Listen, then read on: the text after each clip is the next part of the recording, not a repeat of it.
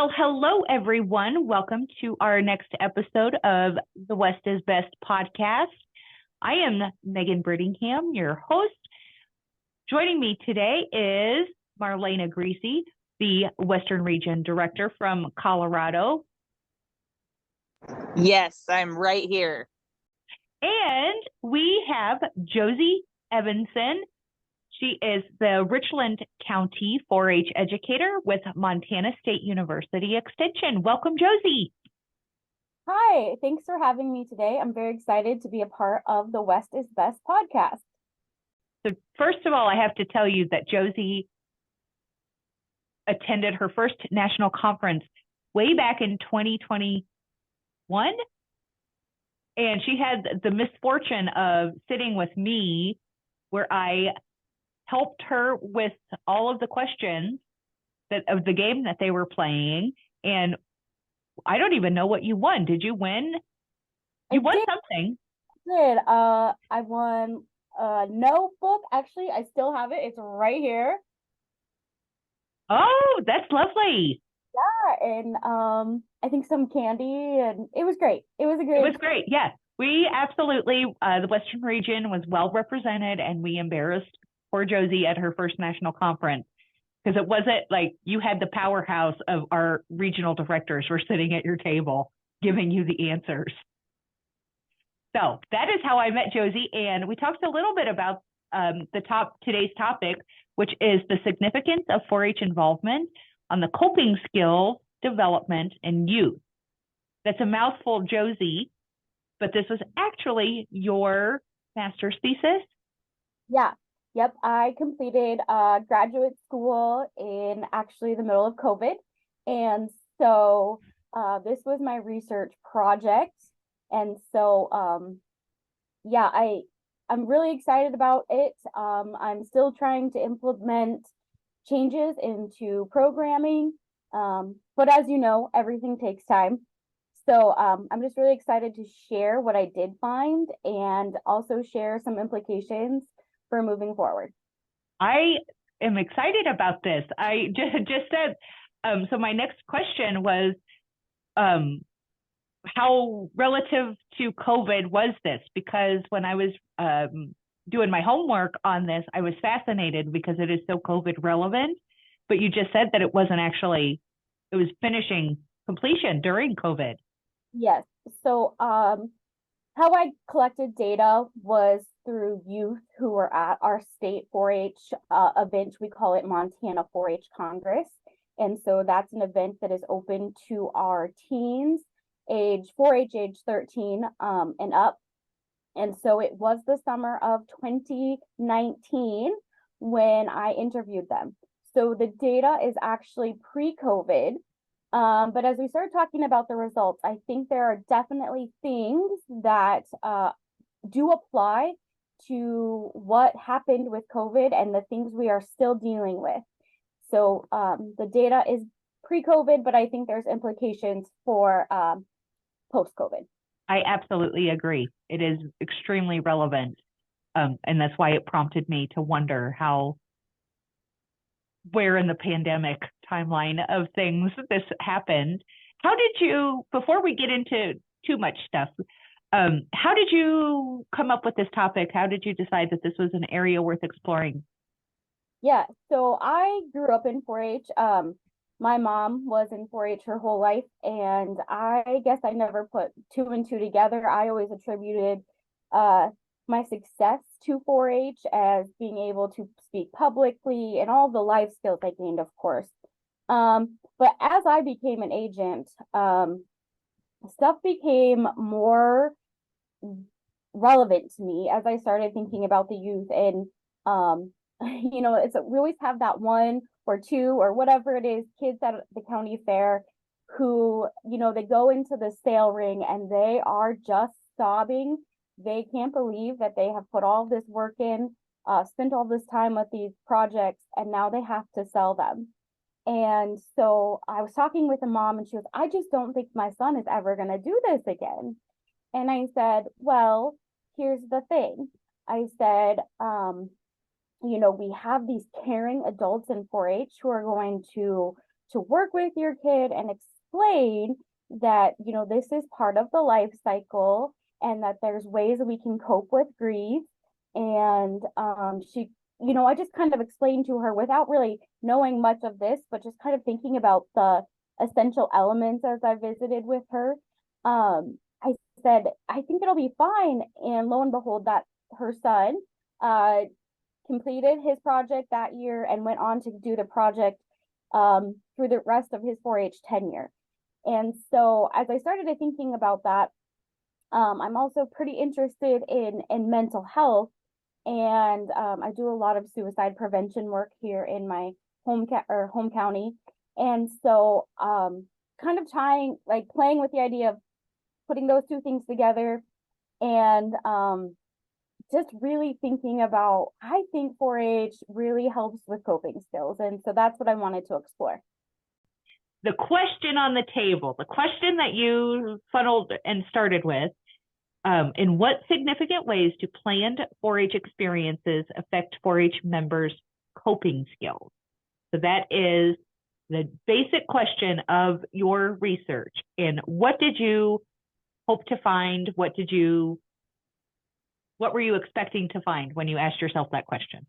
Yeah, so I mean, in general, I really thought that we would find a couple things that I already knew, that you know, in our rural communities, that not just youth, but our community members are really struggling with finding resources to help them with mental health, whether it be, you know, a diagnosis of depression or a severe mental health issue. They're just really struggling to find the resources. And as I really looked at sociology and rural mental health sociology, it was very true. It leaved out, right? We know that we are severely lacking here in the West, in our pioneer states, as you will, in resources to help people who are struggling.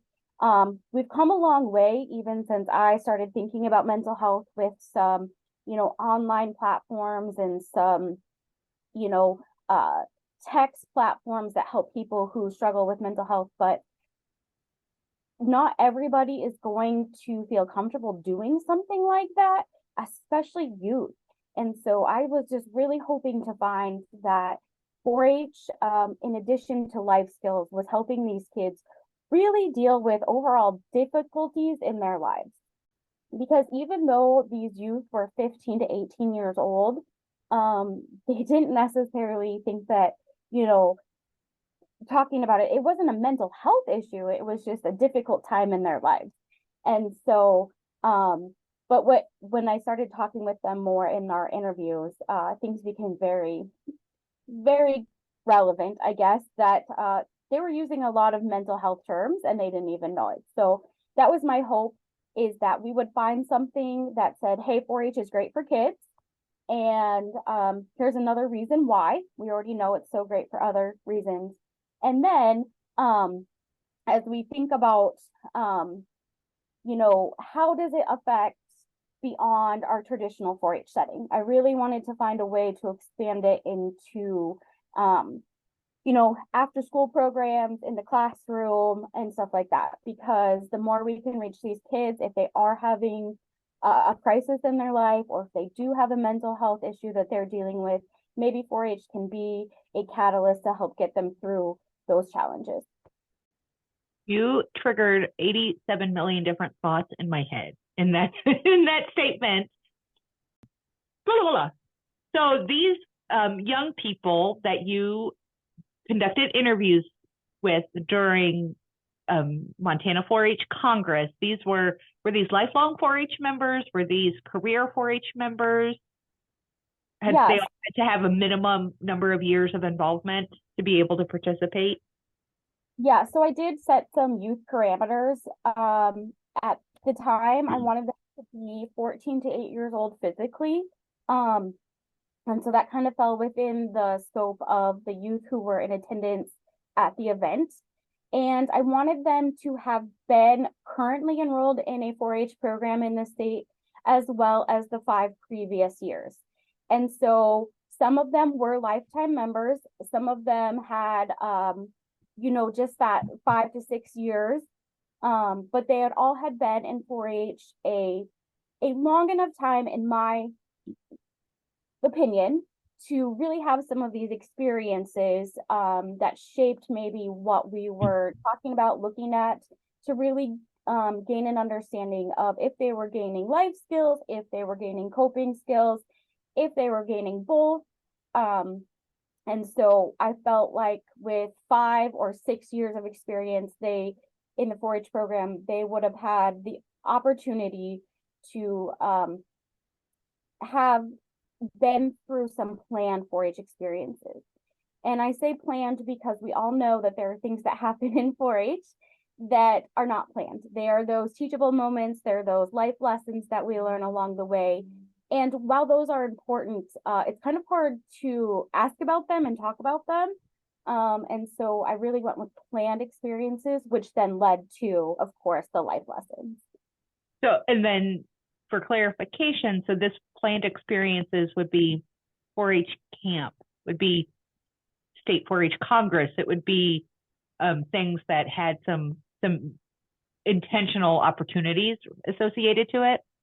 Yes. So yeah, you mentioned them. I know fair came up quite a bit.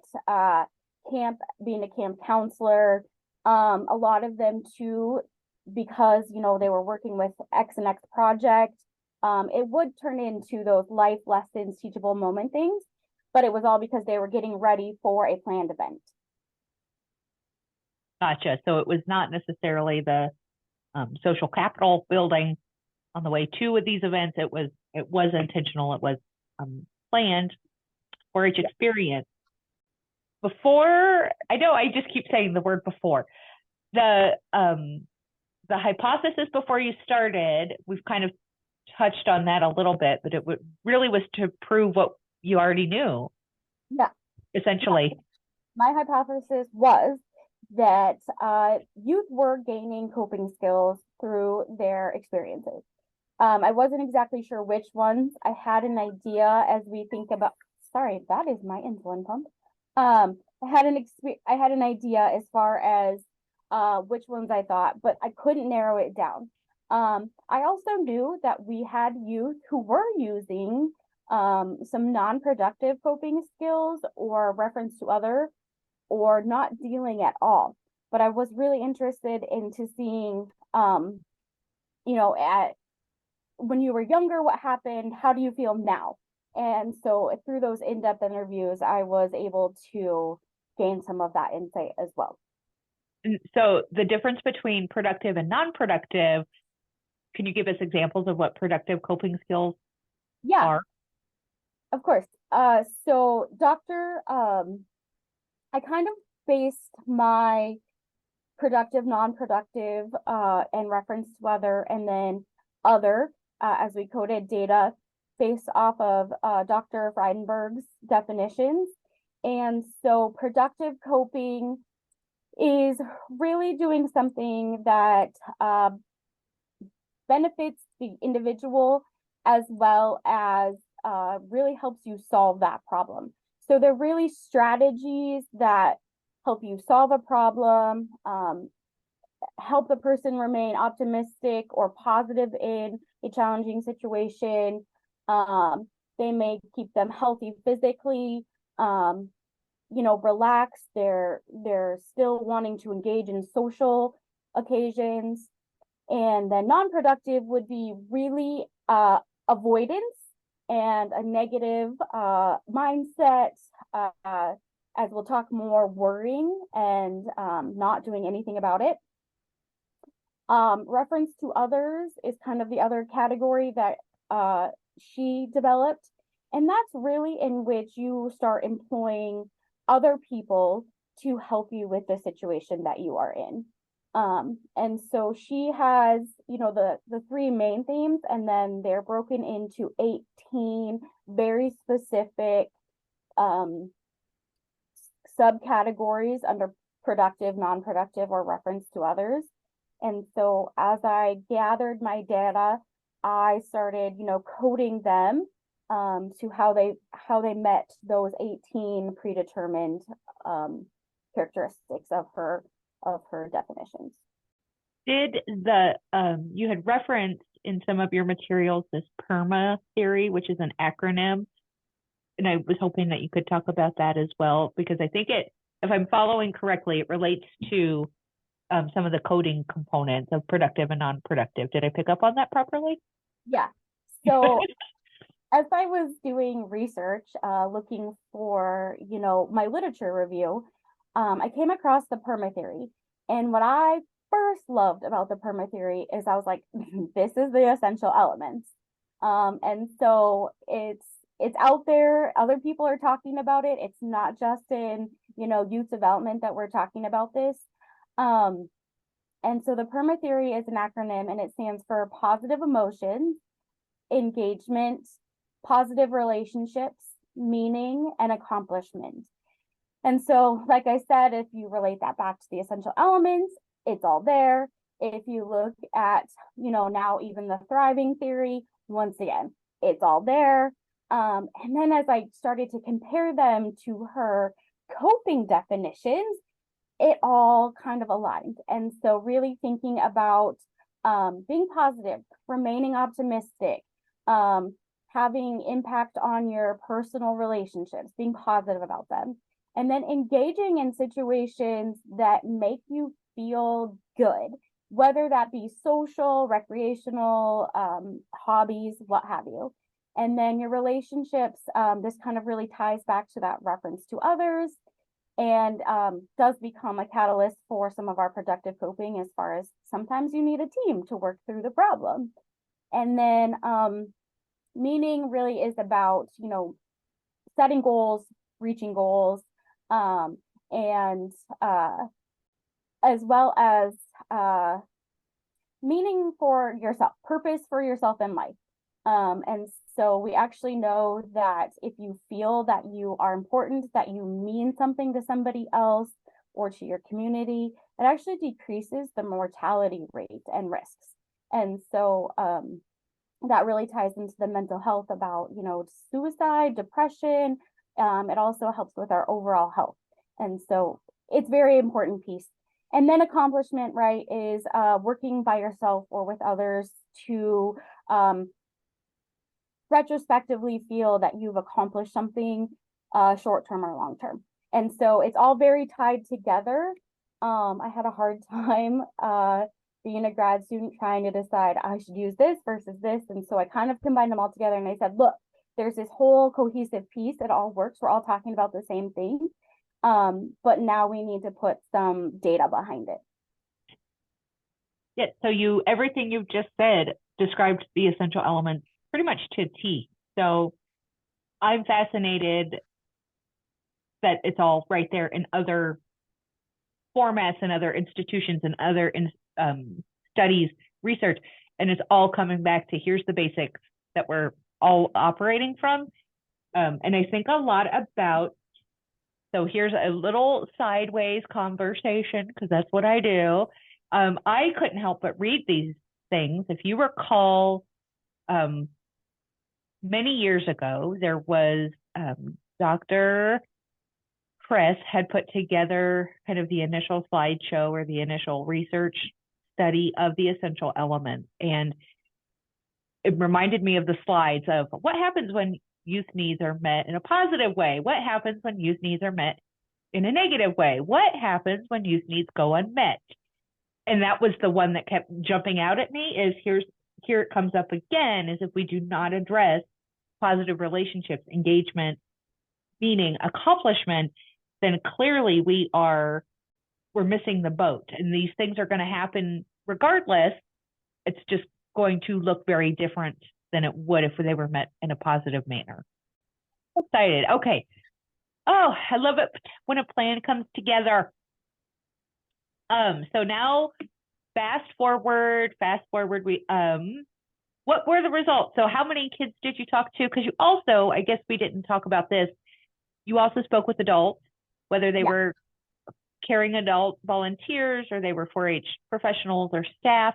So you conducted all of your interviews at State Montana 4-H Congress. Who'd you talk to? How many? Tell us the results. We're ready. All right. So as far as the youth, I did interviews at the event for there were 6 non-evasive questions, 10 in-depth questions. They were scheduled for 45 minutes. Some of them lasted well under that. And then, so I interviewed them. And then with the adults, I did a focus group kind of study. And so, like we talked about the parameters on the youth, the parameters on the adults were really that they were over the age of 18. They had a connection to the 4-H program in Montana, whether that be extension staff or a parent or volunteer. And so as I interviewed them, I guess, things just kind of started, even as I was interviewing, I started to see the results that I was hoping for. And so I got really excited. Most of my youth, like I said, they were 15 to 18 years old. And I would say a quarter of them were male. So if that has any indication on what that happens. And so what I found really great is that as the youth reported in general, they really reported 66% of their responses to my questions were coded as productive coping. And so it was really great that I started to see that come through. 11 of the responses were coded as non-productive coping.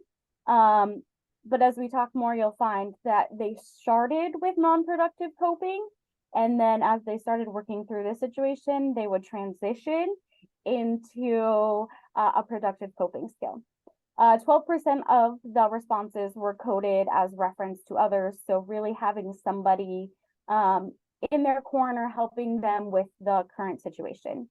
I did have responses in those 10 in-depth questions that did kind of relate to, they would say things that didn't really apply to a coping skill. Like examples would be 4-H camp. They would just give me kind of like a one-word answer, right? And so I just kind of had to set those aside.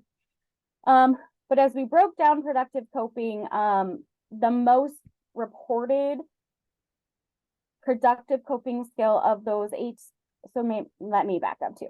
So under productive coping, Dr. Reinberg had kind of given us some parameters as far as what productive coping looks like. And so her parameters or her strategies were focus on solving the problem, physical recreation, seek relaxing diversions, invest in close friends, seek to belong, work hard and achieve, and focus on the positive. And so as I went through, I definitely coded them to those 18 predetermined. And so some of the great things that came out of that were youth reported that they really, the number one reported skill that they used was focus on solving the problem. And they talked a lot about looking at the pros and cons of the situation or the choice they had to make. They talked about how what I do is going to affect me now, but not only now, but in the future. They talked about their morals and their values. They talked about what was important to them. The next reported coping skill, highly reported coping skill, was focus on the positive. They learned that they needed to stay positive, find a solution that they could work with. They said it's hard. It's hard, but you have to do it. And so this is where I got a lot of those stories about the sale at the 4-H fair, or a 4-H project has died for some reason, or friendship kind of situations where we're in conflict and how do we deal with it. And so just some really, really great qualitative data came out of this that, oh my gosh, it's so great. I would love to share it with everyone. And I think we all kind of knew this, but now we have some data. They also talked quite a bit about work hard and achieve, and things about I just being surprised when these kids they talked about how surprised they were that they thought 4-H was going to be easy. They thought it was going to be coming in, doing a project and putting it in the fair. And they realized that it could be, but that they were not going to get as much out of it if they didn't put in the work to achieve the goals that they had set before them.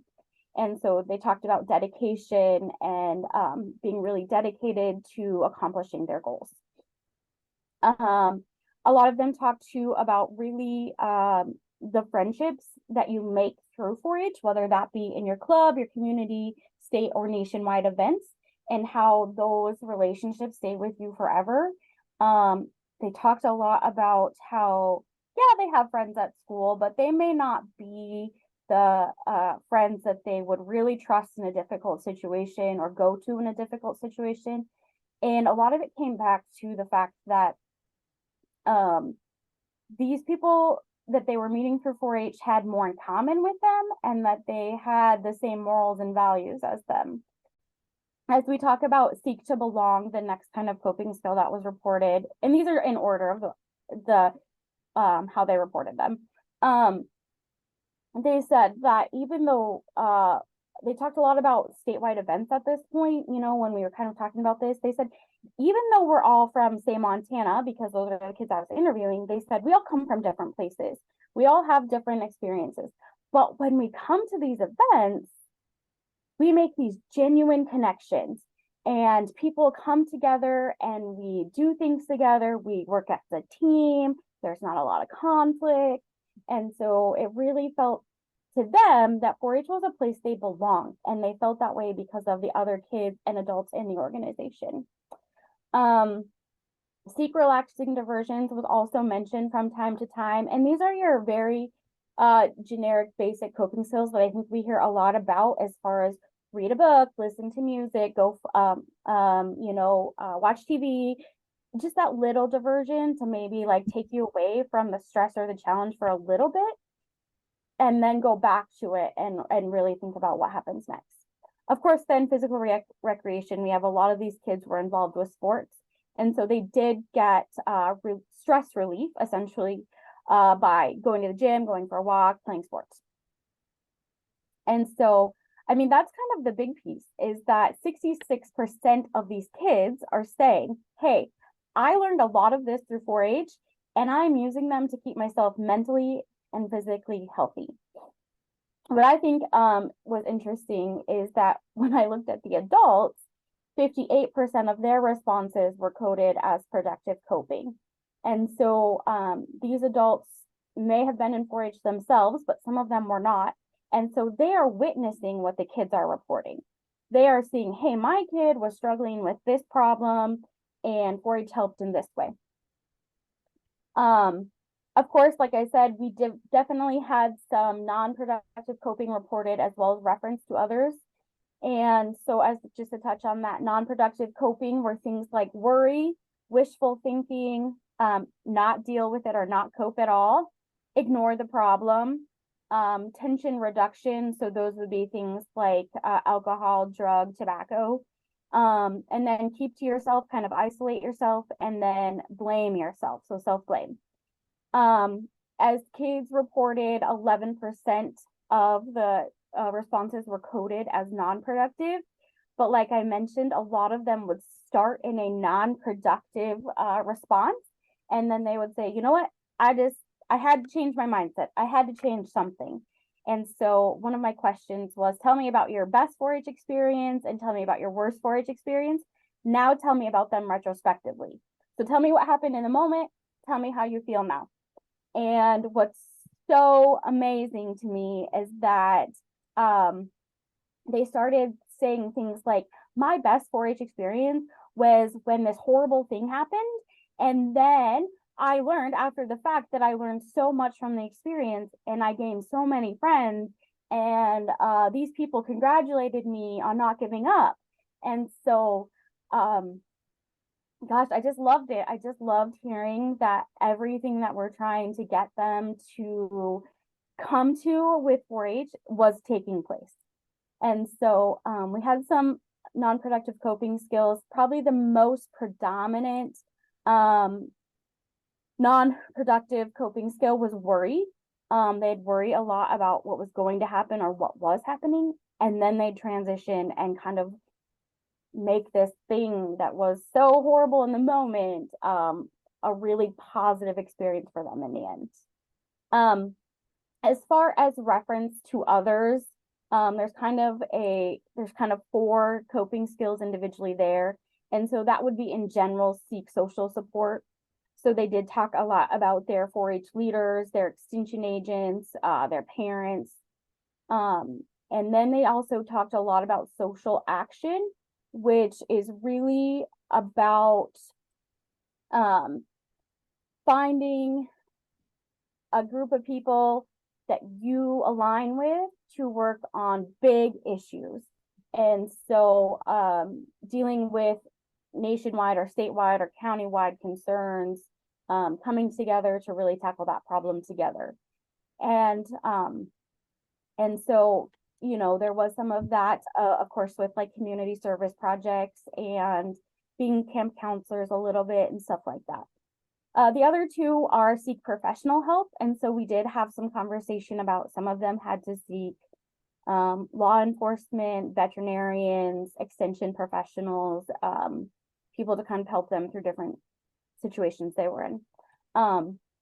We didn't have very many kids report seek spiritual support. So that would be a religious or internal kind of feeling that they would have.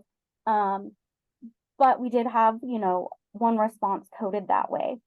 Also, what I found just awesome is, you know, we hear a lot about, maybe not everywhere, but I guess I can speak to Montana. We hear a lot about underage drinking and the use of drugs and alcohol to these kids are doing that. And I had 0 kids who reported using attention reduction coping skill. And so I thought that was great. I think that speaks volumes to what 4-H is doing for these youth.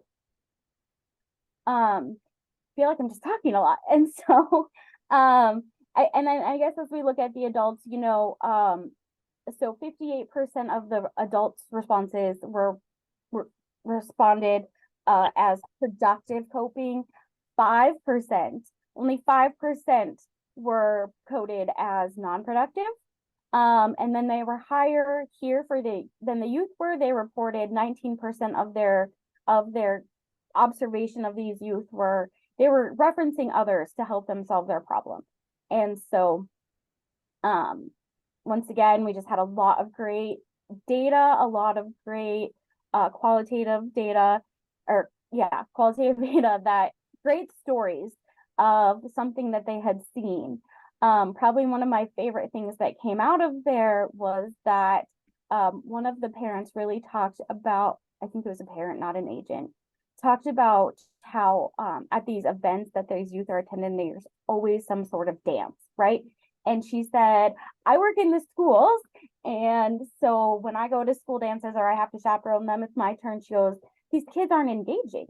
They're literally wallflowers. They sit on the side of the gym and they don't interact. She goes, at a 4-H function, you can't find a kid on the wall.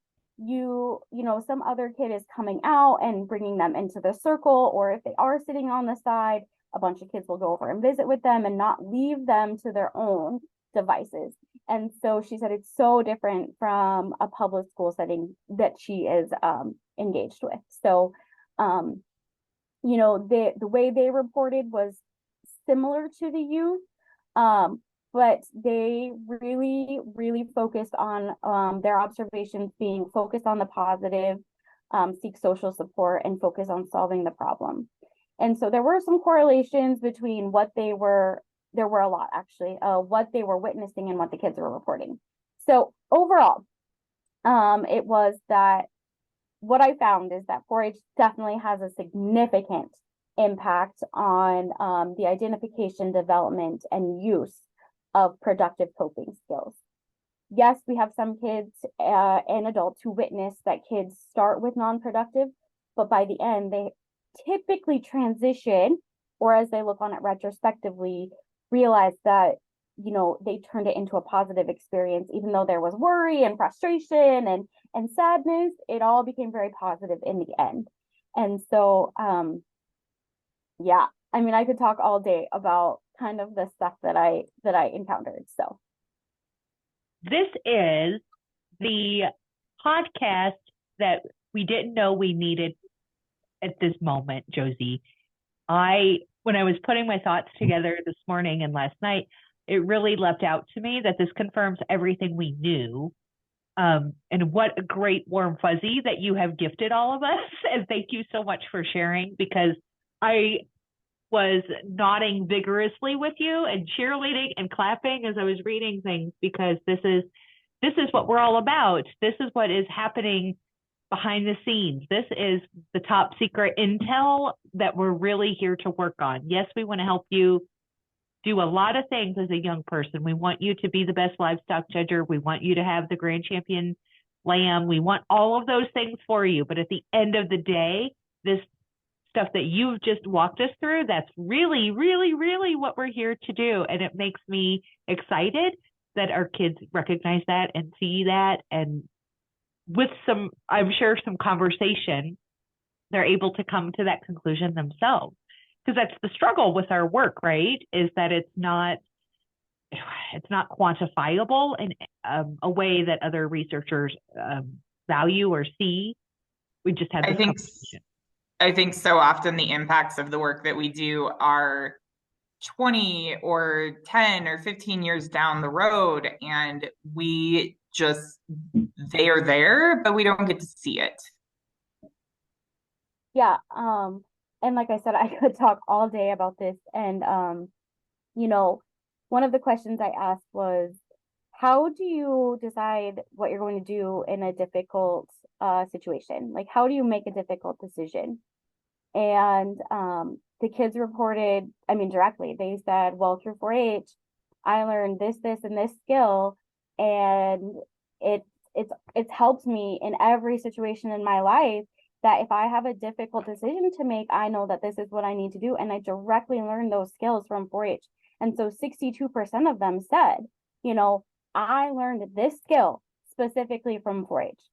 100% of them reported that 4-H not only gave them the opportunity to learn life skills, but they also gave them the opportunity to practice those life skills. And they started almost correlating their coping skills into life skills, right? It's very clear as me to the researcher that these are life skills and these are coping skills. But what I really found is that they had started already correlating them as life skills.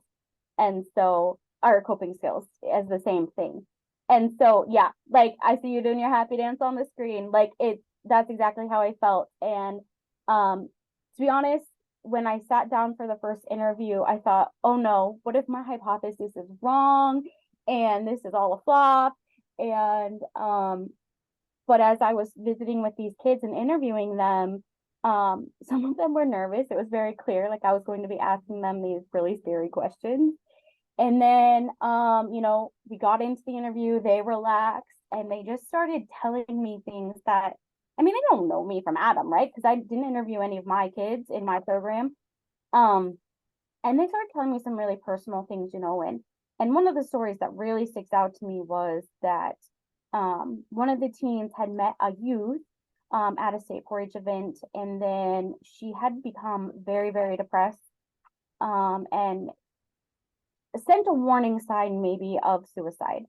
And so their county is apart, on one side of the state to the other. He goes to it's 10 o'clock at night, goes to his mom, what do we do? Calls the extension agent, like, what should we do?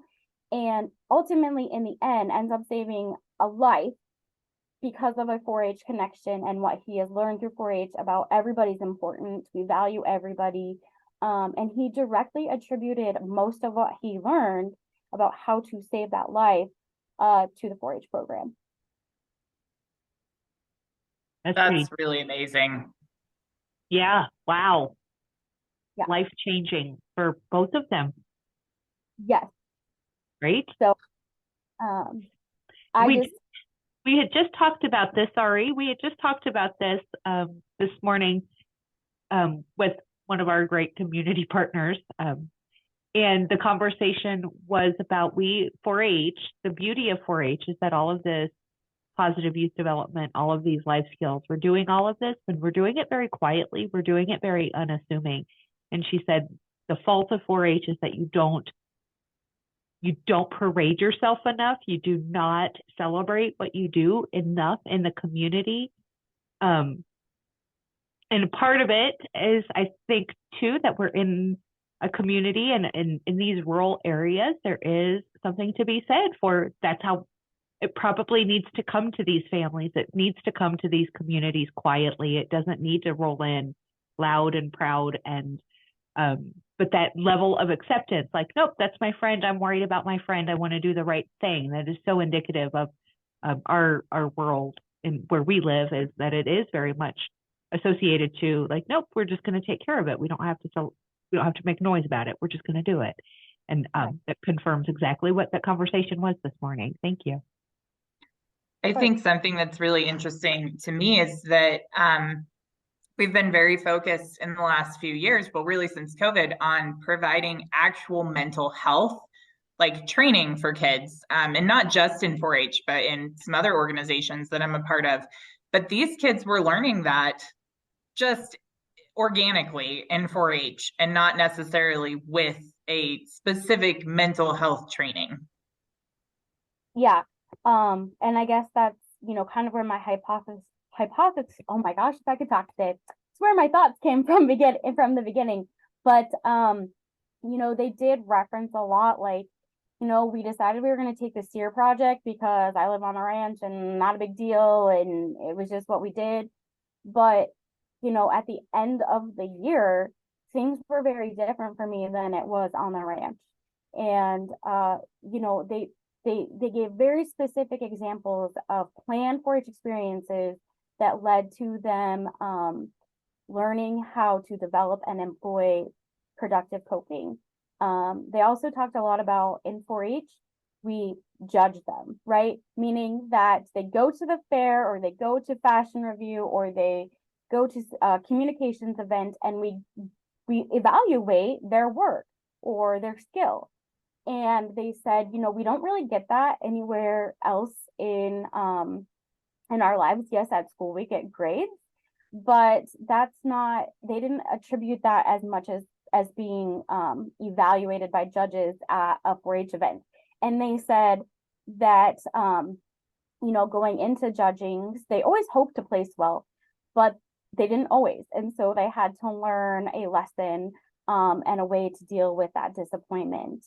They always also talked about, the unplanned things that happen in 4-H, the I dropped my cake on the way to the fair, or my lamb died, or my rabbit died, or we had this great social event plans for team leaders, and it just fell apart. And so they just really attribute direct things that we work so hard on these youth with to accomplish, that they said, this is where I learned it. Now I think, as we move forward, I think that there are definitely some implications for further research. But it just, in general, as we look at it, I mean, these kids were really working on solving problems, remaining positive, working hard to achieve the goals that they had set, and seeking social support. And so I just, like I said, I could tell you stories about these kids and the things that they told me. I was very pleasantly surprised by their openness to me. Not that I felt like they weren't going to talk to me, but to tell me some really personal things that I don't know, as a teen on 4-H, that I would have said. But they were very open with their personal struggles. If they had difficulties with learning, if they had difficulties making friends, if they had, some social difficulties and stuff like that. And they said, I did struggle with it when I was younger, but now through 4-H, I've been able to make friends, or I've learned that I am maybe a little bit different educationally than some of my peers, but I also know that I'm good at this, this, and this. And so that's how I compensate. And so, I mean, just like you said, rolling into the summer when it's so busy and we feel like we never have a minute to ourselves or time to breathe.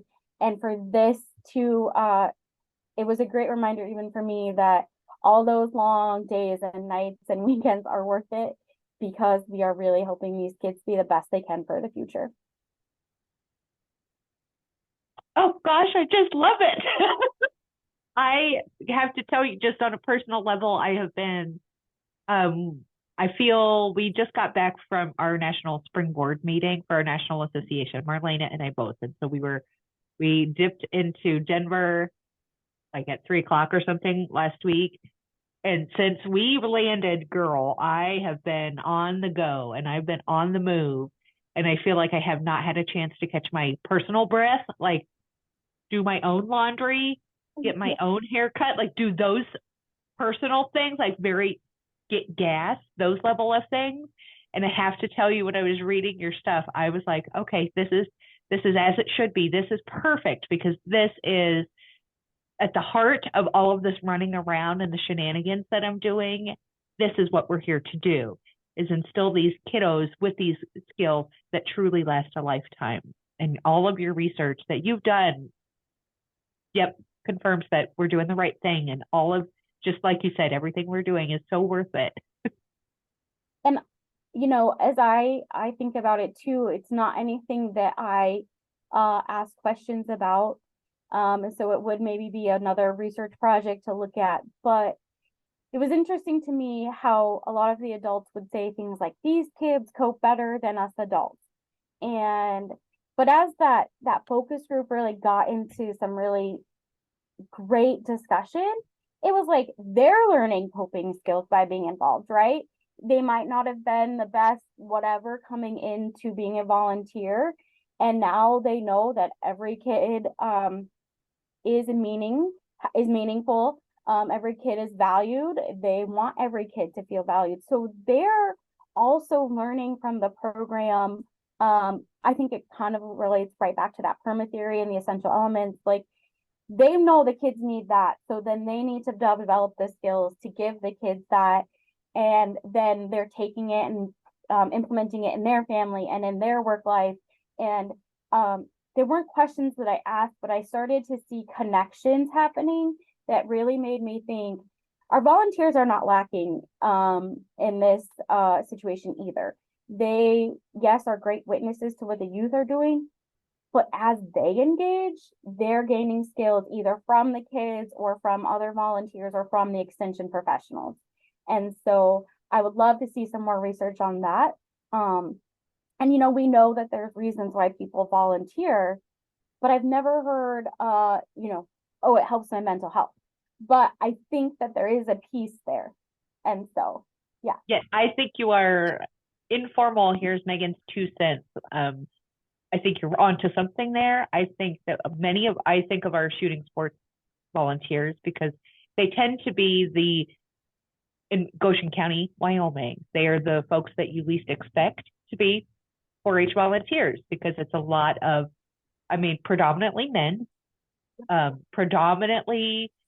these are the guys in the trades, right? These are my electricians, these are my plumbers, these are my, so kind of not casting a stereotype everywhere, but they're the most unexpected 4-H volunteers, my auto mechanics, for example, and they tell me to my face, at least weekly, that they would never dream of missing shooting sports practice because they need that for themselves. The relationships that they're building with those kids are important to them personally. Also, just isn't, and so to help them start to see that connection matters on both ends, and those things are important. Oh my goodness, I just didn't even know that we needed to talk about this right now because it makes me so joyful. Yeah, I just like, and so I guess kind of that's the next transition is I was first too, and I was like, how do I get this out there? And, I still have it on this never ending to-do list, like put it in a journal somewhere and I'll get to it. But some natural things started happening, right? And so I decided to share my research with the agents here in Montana.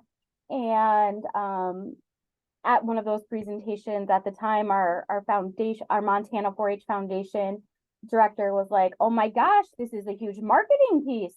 this is marketing. And I said, well, yeah, that was one of my implications, right? I felt like it would help. And so there was some promotion that happened with it. And, I think that as we look forward to after school, in school programming, I think, as we've talked about, right, we're all very focused on mental health now, especially after COVID. I think it does help when you can go into that school and say, look, there's these life skills, there's these things they're going to learn. But in addition, we are going to help your students with their mental health. We're going to help them learn how to cope with difficult situations.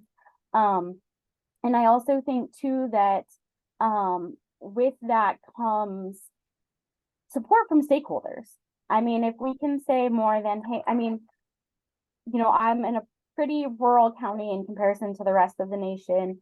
And yeah, they know, like, we have this great sale at the county fair, they see the shows, blah, blah, blah, blah. But, it's kind of what we were talking about earlier. We're not very good at telling our own story. And so telling our story about some of these things. And so and I think because our story in these very rural communities where many of us work and live, folks already think they know the story.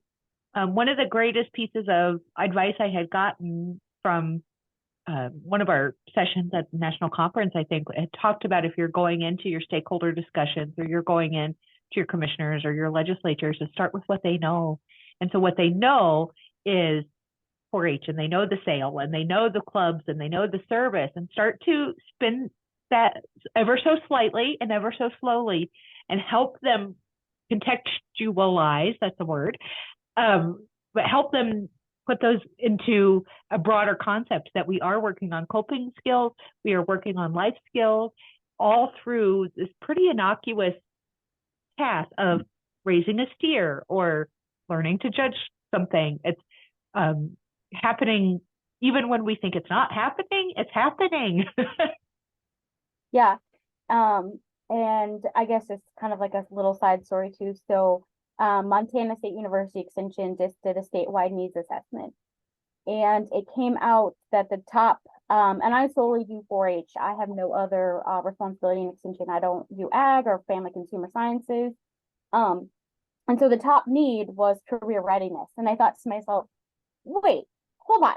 We're already doing that. And so I was like, we need to be better about telling our story. So a local adult nonprofit organization just came to ask me to talk to their club for some enrichment. And I said, all right, we're doing career readiness. And the National 4-H had just released, that information about the alumni survey. And I shared it with them. And, when I've gone before, they're like, yeah, that's great. You have these many kids and that's what you're doing. But this time it was like, oh my gosh, we didn't realize. And you gave us data and you supported your facts and blah, blah, blah, blah, blah. And it was just, I felt really good leaving that place and leaving that story with them that, yes, you may see this 4-H activity as really not that important because it's making crafts or whatever. But what we have done is we have prepared them for the future. And so this, along with career readiness and things like that, is really important to me that we start telling our story. And so I've definitely changed the way I report things as far as to our local communities, as far as, I give them the synopsis. This is what happened. This is how many kids. But then I always tie it back to something more important, meaning that this helps with career readiness, or this helps with decision making, or this helps with their mental health or their physical health. And I think we've just kind of seen a little bit of a transition here that 4-H has, well, it's growing. Since I've been here, my 4-H enrollment has increased by 11% or 23%, sorry. And I have about 11% of our county school population involved in the program. And so, yes, I think that we need to be better at telling our story and continue to find these kinds of projects and research that really help cement it. We're all very aware that we can tell people there's 243 kids in Richland County 4-H, but what does that really mean? And so attributing it to volunteer hours, and then what do volunteer hours cost, and stories like that. And yeah, but I And I do think understand those are good those are good places to start, but as you had mentioned, and then start like reeling in with some of the research that supports what we're already doing. What we're doing works, and the research time and time again supports that. And how it have you seen like your stakeholders and your story, like those who receive your story, are they more open to things, or that do you see that they're starting to understand the larger picture as you have been doing that? Yeah, I think so I mean, long story short, we received new buildings on our fairgrounds, and it did cause some turmoil in the community because at the time that they were built was COVID, and everything was hard to get. The prices skyrocketed, construction was expensive, and I mean there was a lot that went into this. It wasn't like we decided overnight we're going to build a new cattle barn. It was we've needed a new cattle barn for like 15 years, and we made the choice, and then COVID hit, right? And so it's been imperative for me to really take, the cattle are in the barn, but the kid is also in the barn. And this is the reason why. And I always tell my story as I prefer to have a blue ribbon kid, not a blue ribbon animal. And so I explain what that means to them. And so I think that there's a couple catalysts to why the animosity maybe in the community has maybe reduced. But I think part of it is really focusing on what 4-H does and telling the story that I have 11% of the school population in my program, and that it's grown by 23%. In other places, that's not the case. And telling them that I am really focusing on what this does for their future, not that they're going to get a belt buckle out of the deal, right? And so, yes, it's great for that kid. We want that to happen for them. But what took to get to the belt buckle, and what does that do for their entire life and for their morals, values, work ethic, dedication, grit, stick-to-itiveness, and really telling that story. And so as we think about the mental health side of things, I think there's availability to bring more stakeholders to the table.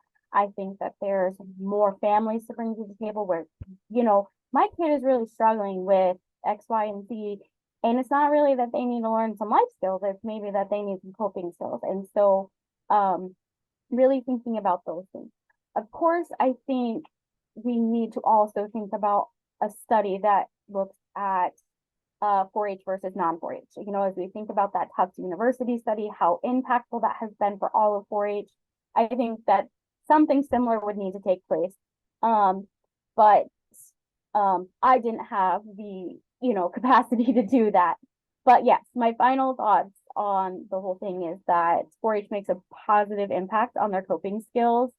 4-H really works on enhancing their mental and physical health for youth and adults, and that 4-H can be an activity or an opportunity for youth who live in a community where mental health resources may be lacking. And I think beyond that, we're tied directly to research. I think a lot of times, we're not always great about telling that story either, is that we are tied to the university system, the entire, land grant system, and we are able to share this research to help you in whatever situation you are in. And so as we find things that we can implement into your life or into your club or into your program, I really think that we can really help start bridging that gap between lack of services, and that ultimately we need programs like this to help our youth. Because I think of what Claire Sponseller had said to us on a previous podcast, and she said that there's a lot of youth serving organizations out there. Frankly, I just think 4-H does it better. I think we're just the best at what we do, and that is exactly what I was thinking listening to you. Like, yeah, there's kids can get a lot of these things from a lot of different places. The value of 4-H is that we are very holistic, in my opinion. We approach you as completely and totally as humanly possible. We're literally we're youth development. We're getting you all the way around, and you don't have to seek other opportunities outside of us to be able to do some of those things. And that's the dynamic breadth and depth of 4-H, is that in more urban areas, too, that they are able to reach kids in two ways that the kids were not able to in rural areas. They can get to kids differently based on some excellent 4-H programs there. So really, we're meeting the kids where they're at and then able to come in with this one thing, whatever that one thing is, and we're going to take hold of them inherently. I love it. Oh.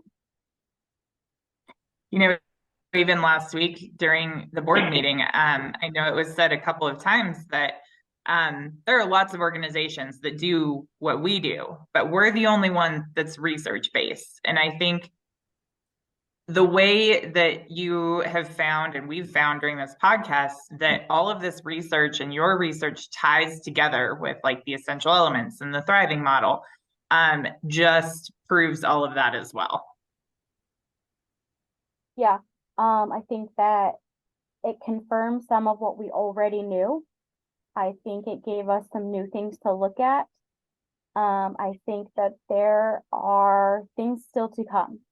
I think that mental health training for extension professionals, as well as our volunteers, is also needed. I would love to see some more mental health lingo, language put into some of maybe our curriculum. I love the little think more, or move it forward, or in the curriculum books. I'd love to see some mental health tied into that. And I think that would just further this message. But I think we are doing a really good job at doing it unknowingly. And so, I think that there's always things to come, but I think that as we really look at what I found pre-COVID, of course, that it was happening organically, as Marlena said. And so like I said, I could talk about it all day, and it just really got me excited. And like I said, I did this research 2 years ago. It's always in the back of my mind, but as I prepared for this podcast, I got really excited about it again. And I was like, oh, I have to do this, and this, because this is what we need to do. And so I think I'll just make it like a yearly reminder in my phone or something, like, do this, review this, because it helps as an agent, and it helps us really get excited about what we're doing again. Not that that's the most important piece, but I think it is important that we don't burn out and we don't lose our joy and excitement for what we're doing. I love that. We'll end there. That was perfect. Thank you so much, Josie. This has been, as I said, the podcast we didn't even know we needed. I know a lot of folks, they hear the research end of it, I think, and we all kind of grimace like, oh gosh, it's going to hurt. You walked us through this so eloquently. It has been such an enthusiastic discussion as well. And I am so appreciative of you taking time and sharing this with us. It has made me joyful. I had the worst day yesterday. I can't even begin to tell you. It was such a bad day. And I was reading your stuff, just like leaping out of my seat, so thrilled and so excited, because it is the reminder that we all need, is that what we do matters, even when we feel like it doesn't. Because sometimes, I'll be honest, I think sometimes we get caught up in the fake work too often in our jobs, and the politics of our positions that are just inherent to them. And man, oh man, did this just center me. It grounded me. It was all the things. It was all the things, girl. Thank you, thank you, thank you. Thanks to everyone for joining us for this episode. Woohoo! Good job! Good job!